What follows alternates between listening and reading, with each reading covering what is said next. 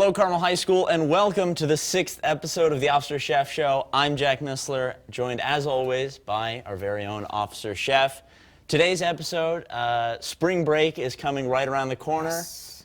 Very excited for that. Got any plans? I'm not really sure we have anything in particular planned out. We've got maybe just a few short travels, but nothing major going on. I know I will be staying in my home for the most of it. Tropical Indiana? Yeah, it's supposed to get up to 60, so yes, that's right. Gonna work on the tan.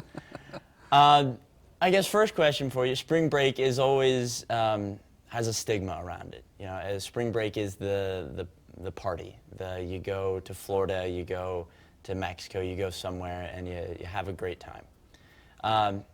I think having that fun is important, being part of high school, but also staying safe is another big aspect. As an officer and a parent, how do you find that balance? Well, sometimes we lose track of the idea that fun doesn't necessarily always mean illegal or unsafe activity. Fun can be done in a lot of different environments where those things are not occurring. And I certainly encourage, and we have, the vast majority of our students will have fun without engaging in alcohol or drugs or any sort of extremely risky behavior on spring break. So I encourage that. I mean, you're right. That is a very important part of it. And it's something that rejuvenates us, and it's a great opportunity for the social aspect of it. And many great memories are going to be established through spring break. My encouragement and my hope is that what we do is we go into spring break with the idea of preparing ourselves to make the decisions that are going to be right for us and our tickets for success, so that we don't end up putting ourselves in situations that are going to impact us in a negative way for the rest of our lives. And we know, as I often speak about, is our mental preparation for those moments is more important than how we handle the individual moment at times. We have to prepare ourselves to know that if I'm in a position where the opportunity presents itself for risky behavior or illegal activity in any way, shape, or form, we have to be prepared on how we're going to handle that prior to going into it. Now, what are some of those ways that you'd recommend for a student to prepare themselves? Because, like I said, for most students, the unfortunate reality is they will be faced with a tough decision next week. They'll have an invite to a party, or they'll be out somewhere. And what are some of those ways that we can kind of be ready to make that decision? Right. Well, I think, Jack, what's very important for all of us, and it doesn't matter whether we're teenagers, whether we're adults, wherever we are in life, the mental preparation of the decision-making process is critical. What I mean by that is this. If I know that I'm going to Florida for spring break, and I know that there's the possibility that I'm going to be introduced with an opportunity for alcohol consumption, I have to think through, how am I going to handle that now? I'm going to think about that now. Am I going to make sure that I'm solid on the decision that I'm choosing not to partake in that? And if the decision is that I am going to partake in that, which I would prefer that not be the case, but if that were the decision, what's that look like? How is that going to be handled? Am I going to have people around me that are going to help me stay safe?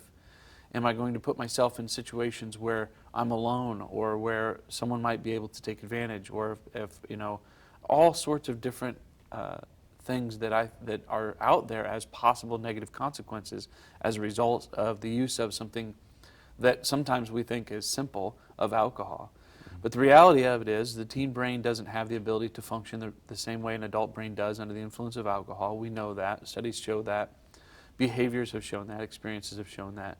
So I would encourage our students to prepare for that decision before that decision is made.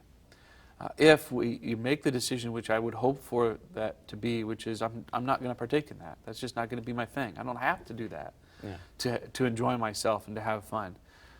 Then know how you're going to handle it when you get in that situation. Are you going to contact a family member to let them know? Are you going to have some sort of a special text message between you and your parents, or you and your friends, that says, this isn't where I want to be? Are you going to have some sort of a look or a message between the people that you're with to make sure that you've made a decision to move on somewhere else. Those are all good things for us to have, and we have to prepare that ahead of time. You can't go into it, be in the moment, have that opportunity present itself, and then try to prepare those decisions. Well, and the added pressure of if you haven't had any time to think about it and someone says, hey, you want a drink, now you have to make a lot of, a phrase you say all the time is be proud of the decisions. That's right. In 20 years, and I think that's a lot to think about when they've got the cup. That's exactly right. And so I guess, to me, another question I'd have is that a lot of students who are at those parties or at those events and they're faced with that difficult choice may not know that they're getting into that. Mm-hmm. When you're faced with that almost split-second decision, do I do this, don't I? What are some good fallbacks? Well, again, this is certainly, it's important for us to have other people around us. Mm-hmm. Who we choose to spend our time with will certainly define who we become. If we choose to spend our time with people that we know are going to go in and willingly consume alcohol and be involved with large parties that are going to be risky behavior that they won't be proud of 20 years from now, then we're more likely to fall into that. But if we're surrounding ourselves with people who are making the right decisions, and the vast majority of our students are making the right decisions, we surround ourselves with those people, we go into that environment, now I have someone that is next to me that is going to support the decision that I make. So in addition to preparing for ourselves, we also surround ourselves with the people that are very important to help us make good decisions. No one has ever, I've never heard anyone say, the reason I'm successful today is because I drank alcohol on spring break my senior year. Mm-hmm. I've never heard that. Yeah. No one has ever said, the reason I'm successful today is because I smoked marijuana when I was on spring break. Those things aren't, that isn't our ticket to success. I realize that people believe that that's the element of fun, that that's the element of excitement, but I can tell you that our brains have the ability to have fun and to be excited without alcohol and drugs introduced to them, or risky behavior in any way, shape, or form. Now, but I do think that the preparation, well before you're in that moment, is very key. But if you're in that moment and you haven't prepared, it makes it very difficult. I remember back, Nancy Reagan started a campaign years ago, I just showed my age, on the Just Say No campaign. And, at the time I remember hearing about it, and that was the Just Say No, you just say no to drugs, just say no. And it sounded like it was great. But the reality behind that is it's much harder than that if you're in the situation. If we're sitting at a gathering, a party of some sort, and you offer me something, it's hard for me to just say no. It's the peer factor of that, the social consequences that come along with that. But if we establish our identity ahead of time, if we establish our decision ahead of time, and we surround ourselves with the people that are going to help support that decision, it makes that a lot easier. Now, with the staying safe aspect, because we do know that the unfortunate reality is that there will be some students who will make the decision to have the drink or smoke or whatever it may be. Obviously, staying safe is the number one priority. We want everyone who goes on spring break to come back happy and healthy. Mm-hmm. What are some ways that students can ensure their safety? And even if a student chooses not to, I'm not going to participate in it, but they want a way out, or they don't feel safe. How do you get out of those situations? Well, again, I would really strongly encourage people not to go anywhere alone. I mean, there's just no benefit in doing that. Having people, surround yourself with people that can help bounce decisions off of each other and encourage each other to make the right decisions. So not being alone, of course, but then also making sure that the people that you are with are the people that are going to help you make those positive decisions. But if you're in a situation, of course, we have, no matter what, the right thing is important to do because it's the right thing to do. Mm-hmm. And we do that. So if we have someone who is being unsafe, someone who is who's ill as a result of alcohol consumption or drug consumption of some sort, then we have to remember that taking care of each other is more important than anything else. Caring for one another, because the life-changing experiences that people have had where their friends have become seriously ill or even lost their lives, the life-changing experiences of that are far greater and have a much more negative impact on an individual than something happening where they get in trouble and they get arrested or they get a ticket or something of that nature. So I would certainly encourage, no matter what, wherever you are, and based off the local laws and the state laws that you have there, will dictate how that's going to be handled from a law enforcement perspective. Make the decision to make sure you stay safe and keep the party that you're with safe, and take ownership back to where we can have fun without including all of those things. If you choose to, having people around you that are positive, having plans in place to make sure that you're not in a position where you don't have the ability to make any decisions or have other people around you to make decisions with you. Someone needs to be able to take charge and do so in a very sober and good judgmental position. Now, we've talked about it on the show before, but I think having a conversation with your parents as well is important. Being able to work, like you said, either a text message or something, because as your parent, I think you can speak more on this, but understanding that you want your child to be safe first and foremost. And if they've made a bad decision, there will be consequences to that, but they'd rather you be alive than afraid. So how would you go about talking to your parents? Because that can be a difficult conversation to say, hey, I don't plan on it, but if I am.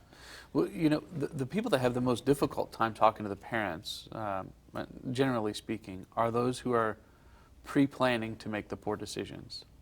Because we don't want to talk to our parents. We don't want to approach our parents and say, just so you know, I'm going to make a bad decision while I'm on spring break. I mean, that's not something that we want to do.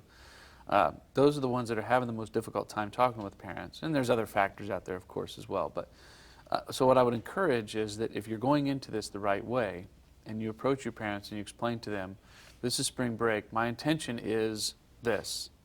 If this is my intention, I also know that my brain has a way to work to where sometimes impulsive decisions will be made. And if I'm in that situation where I've made an impulsive decision and I'm in a risky situation, I want to be able to contact you to say, come and help me get out of this.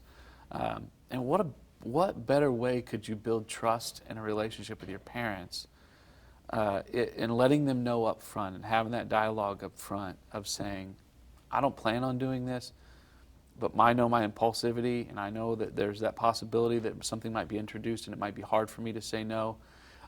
And I want to have some dialogue with you about that so that I can work through that when that time comes.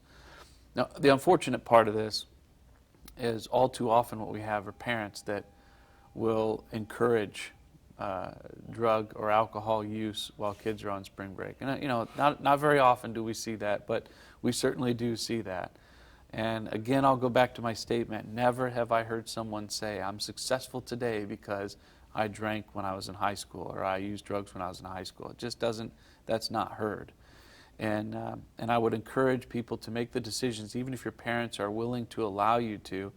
You have to make the decision based off of what's going to be your success.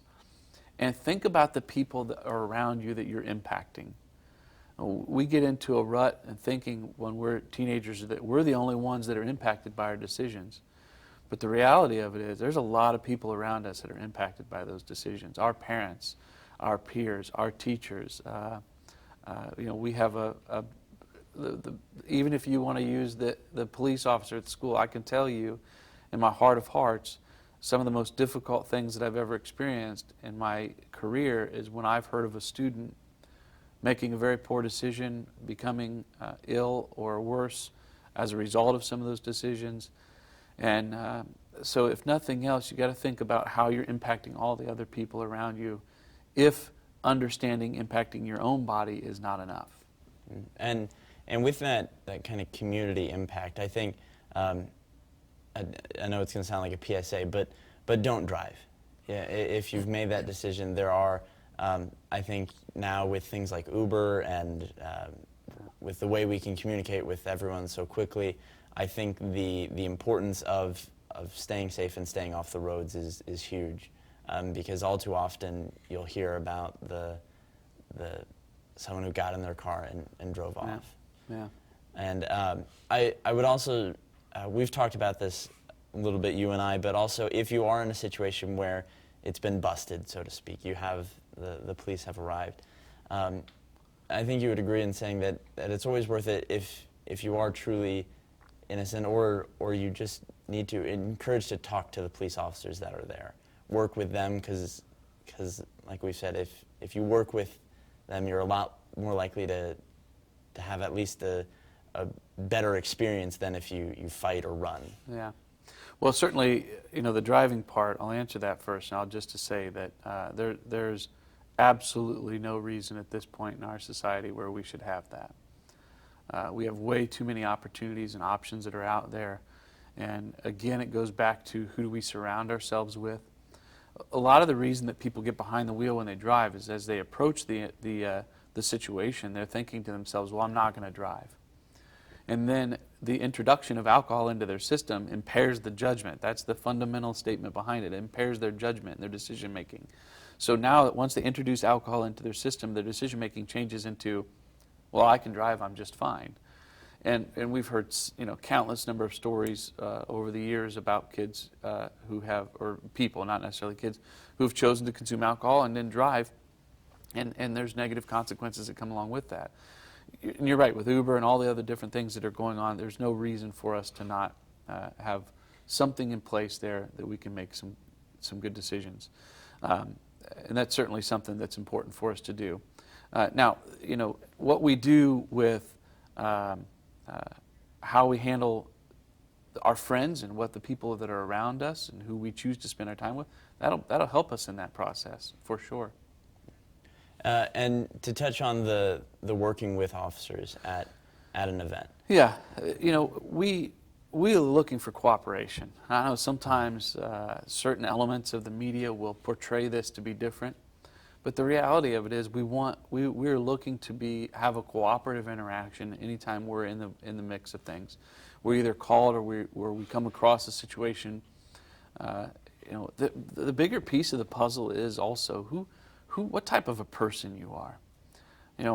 There are people who have chosen to flee law enforcement, who have chosen to fight law enforcement.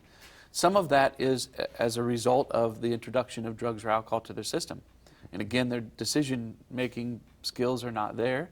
And if a sober individual may not have done that under the influence of the drug, now they're fighting, now their potential consequences are far greater than what they were, and it's changed their life.